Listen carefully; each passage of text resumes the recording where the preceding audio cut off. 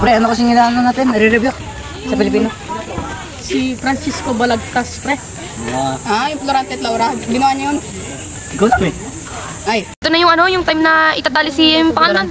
Oh, yun. Tapos, di ba pinapabalik siya dun sa Albania ba yun? Oo. Albania, no? Tapos, yun na yun. Alam ko, wait lang. Basahin pa natin. Uy, di ba sila Ingrid yun? Oo, pre, tara, puntahan kaya natin. Sige, tara.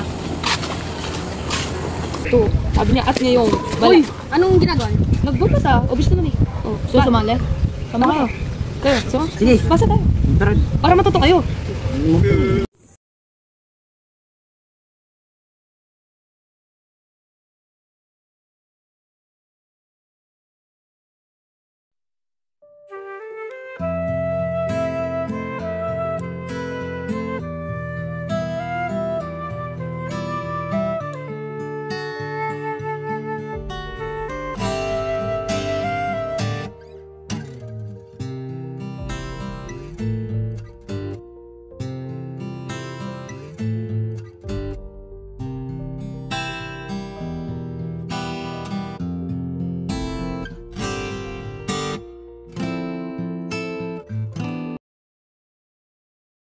Diyos ko! Bigyan niyo ako ng katarungan na nangyari sa Albania!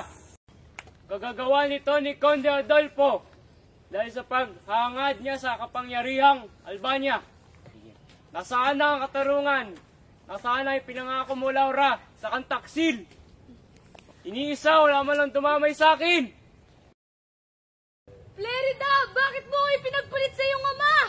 Sa dinami-dami pa pwedeng umago sa iyo, ang ama ko pang ginagalang. Tapos na ating pagmamahalan! Ngunit patuloy na pumapatak ang bawat sandaling natitira habang ika'y kapiling ko. Siguro nga'y paalam na.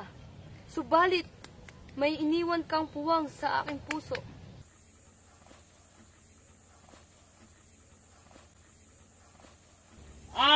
Leon! Tulong! Leon? Nasaan ang Leon? Kanino boses yun? Tulong, Leon!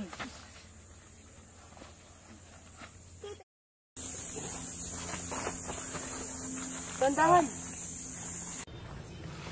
Hindi ka natulog? Oo, hindi ako natulog. Dahil binantayan kita magdamag. Dahil mararaming mababangis na hayop na narito. Maraming salamat. Mabuti ka bang kaibigan? Wala kita mapapasalamatan. Magtiwala ka.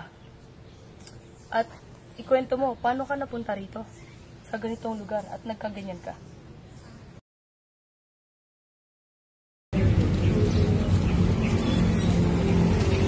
Florante! Ang anak ko! Tulong! Ako po ang bala sa buwitre na yan. Mag-ingat kami na lipo. Opo, aking prinsesa. Mabuti at nasa mabuting kaligayan ng aking anak. Salamat sa iyo, Minalipo.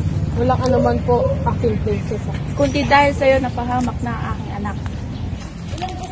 Florante, anak, kailangan mong mag-aral sa Atenas para mahasa ang iyong kakayanan at kaalaman. Hindi mag-aaral si Florante sa Atenas! Ayoko siya mawala sa aking piling! Batid ko ang pagmamahal na inuukol ng iyong ina.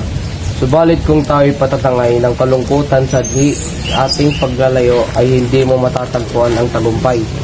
Yan ang dahilan kung kaya'y dapat ating pagtitiisan ng lahat. Ang kapangyarihan ng luha ay dapat ating pangalawang kabuluhan. Ano aking ina? Ang ating paaralan ay magkakaroon ng pagsasadula hango sa buhay ni Reyna Yocasta. Florante, papel ni Etsocoles ang gagampanan mo. Katauhan naman ang gagampanan ni Menando. Ako ang dapat si Etsocoles, ngunit napili si Florante. Hindi ba nakikita ni Maestro Antenor na ako ang mas mahusay sa aming dalawa? Nalalapit na ang araw mo, Florante, sapagkat ikaw ang umagaw ng kapurihan ko. Magsisimula na ang dula, kay lahat ay pumesto na.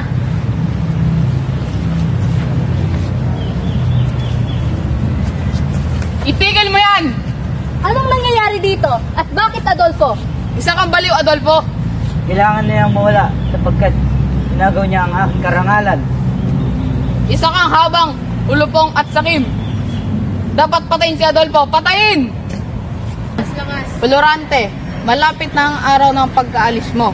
Sa palagay ko, hindi ako makakauwi nang hindi kita kasama.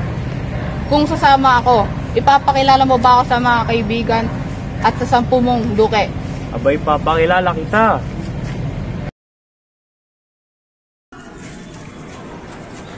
Pagpatawad niyo po ang aking pangabala. May sulat kong galing kay Duque Buceo ng Albania para kay Florante. Narito ang lihim.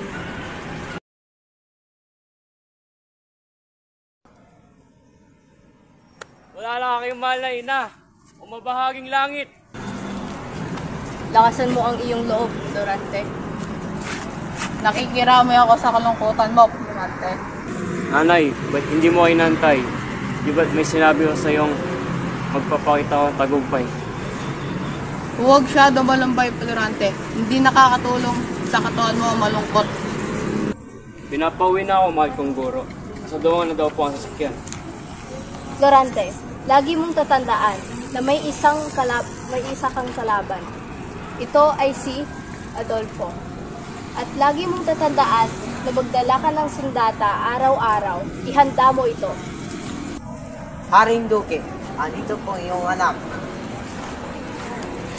Ama, gusto ko pa sa'yo pakilala ang aking mabuting kaibigan, na si Melandro. Magandang araw po, Haring Duque. Nabalitaan ko na ikay ang mabuting kaibigan, Melandro.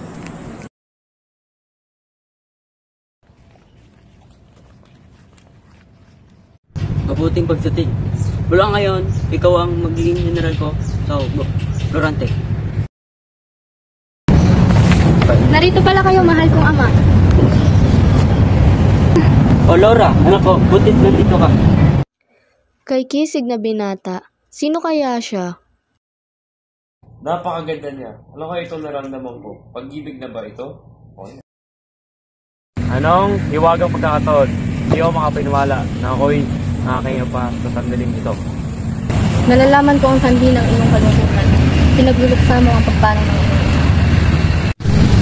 Hindi ko nais na lumisan ka malungkot, Florante. Niligay ko'y sapat ng mga luwang yan upang sabihin ko ako ang pinamapalad sa daigdig. Diyos na mahabagin, kung wag mo pong itulot na mapahamak si Florante, patnubayan niyo po siya sa iyong mapagpalang kamay. Melandro, ito ang parola. Tayo magsihanda na.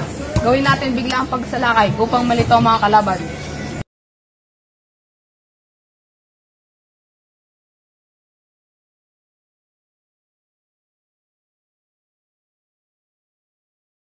Oo, ang hinahanap mo. Magpakatatag ka na, mayabang general. Ikaw pa rin sabi na Osmalik. Susubukan ko ngayon ang tapang mo. Taos ang iba, tagumpay tayo, Florante. Ikaw, Melandro. Kahanga-hanga yung tapang. Tara na sa palag.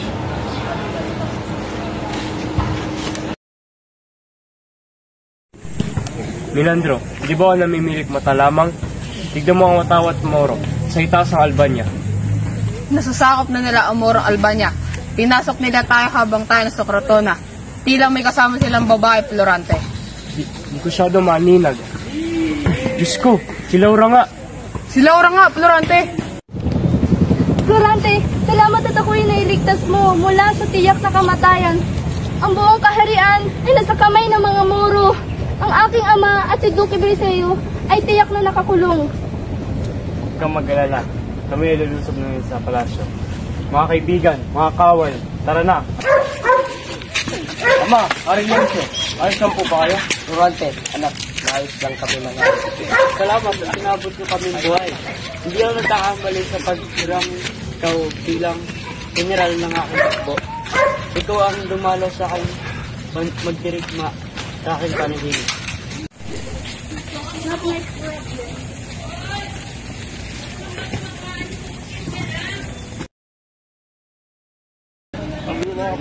General, may liyam pong galing kay Haring Lencio. Salamat. Pinauwi ako sa Albania at iwan ko raw sa iyo ang hukbo. Paalam mo na, Melandro. Uwi mo na ako sa Albania. Alis na ako. Nakakapagtanga naman yata yan. Hindi kasama yan sa mga hukbo.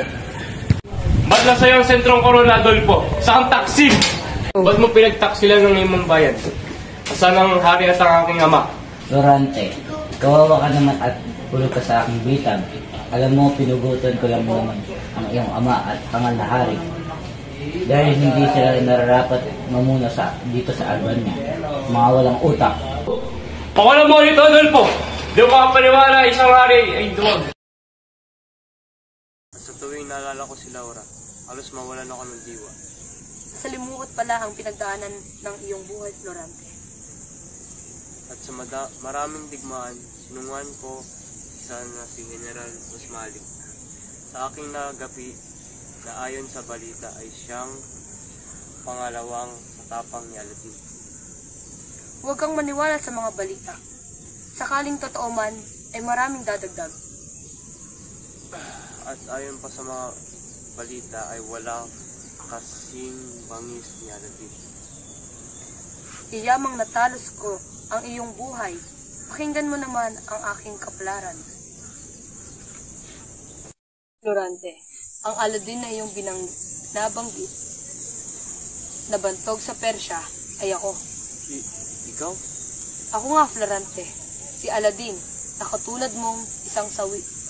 Yet ang kaharap ko'y ang kilabot naman ni Rigma ng Persya. Ang akin namang kasawian ay dahil naman sa aking amang sultan na si Ali Adab.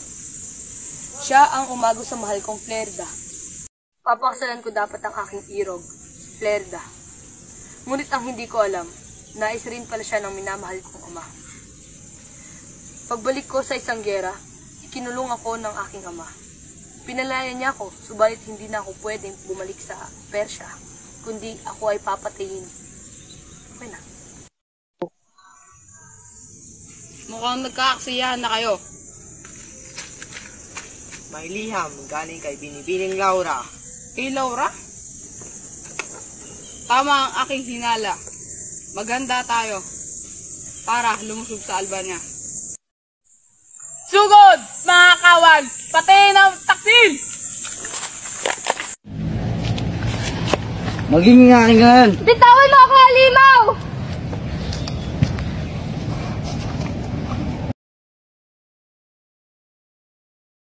Subalit hindi ko kayang matanggap ang pag-ibig ng sultan. Sinubukan kong magpakamatay. Ngunit paano si Aladin? Hanggang sa maisipan ko na lang tumakas. Isa ka rin palang sahing na ilan yun sa iyong tunay na minamahal. Florante! Aladin!